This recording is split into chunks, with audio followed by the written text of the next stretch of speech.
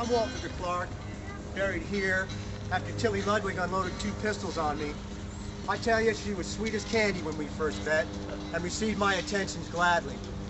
Now, I'd strangle her with my bare hands if I could.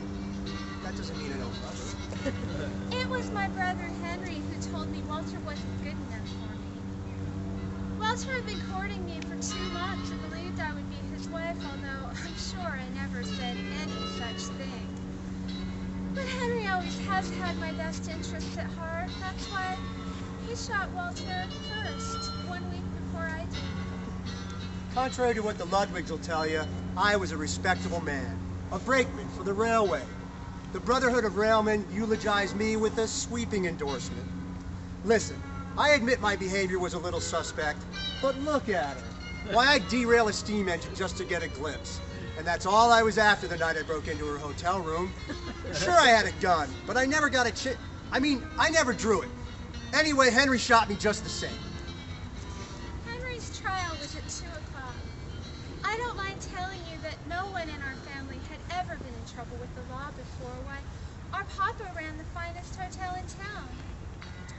We waited for the constable to walk Walter past the hotel on the way to the courthouse. I had the gun hidden in my skirt. As I recall, there was no way I was going to let that man tell lies about my brother and I on the witness stands. Near as I can recollect, Constable Burns collected me and my crutches, and we hobbled over to the courthouse. As we passed the hotel, I heard a thunderous crack, and an angel floated towards me on a cloud. And then Tilly standing over me is the last thing I remember. And now look at me. Can you imagine? I had to spend the night in jail. Mercifully, I was given the sheriff's quarters, and my dear brother Henry stayed all night to comfort me. She said that she would marry me. I should have said I'd marry you. Marry me? Marry you? She turned our wedding march into a funeral dirge and got away with murder. Tilly Ludwig was pretty poison, and she had us all right where she wanted, including sweet Henry. You know, I really don't recall which fellow it was who walked into the parlor after I shot Walter. For some reason, 3 different gentlemen claimed they were the one, including both constables. Whomever he was, he advised me to remain silent, so I did.